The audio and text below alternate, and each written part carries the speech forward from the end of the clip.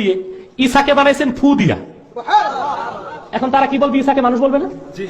উনি তো মাটির তৈরি না, বাপই ছিল না, কিসের তৈরি?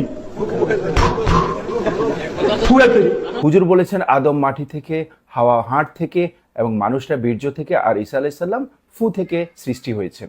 আর সূরা সাজদার 7 নম্বর আয়াতে আল্লাহ তাআলা বলেছেন, আল্লাযী আহসানা কুল্লা শাইইন খলাকাহু ওয়া বাদাআ খলকাল ইনসানি মিন তিন, যিনি তার প্রত্যেকটি সৃষ্টিকে সুন্দর করেছেন এবং কাদামাটি থেকে মানব সৃষ্টির সূচনা করেছেন। আল্লাহ এখানে বলেছেন যে মাটি থেকে মানুষের সৃষ্টি শুরু করেছেন। তার মানে আদম থেকে শুরু করে পৃথিবীর সর্বশেষ মানুষটি পর্যন্ত আল্লাহ তাআলা মাটি থেকেই সৃষ্টি করবেন। এবং আদম থেকে শুরু করে পৃথিবীর সর্বশেষ মানুষটি পর্যন্ত এই আয়াতের অন্তর্ভুক্ত, আল্লাহর এই বাণীর অন্তর্ভুক্ত। শুরু এবং শেষের মাঝে যে মানুষগুলো এসেছেন, আসবেন, তারাও মাটি থেকেই সৃষ্ট। এবং উনি বলেছেন যে ঈসা আলাইহিস সালামকে ফু দিয়ে সৃষ্টি করেছেন।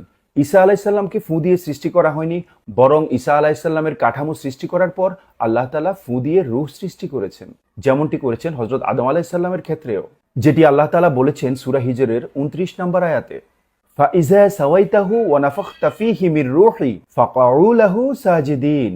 অর্থাৎ অতঃপর যখন তাকে পরিপূর্ণরূপে গঠন করলাম আর সে আদমকে বানাইছেন মাটি দিয়া।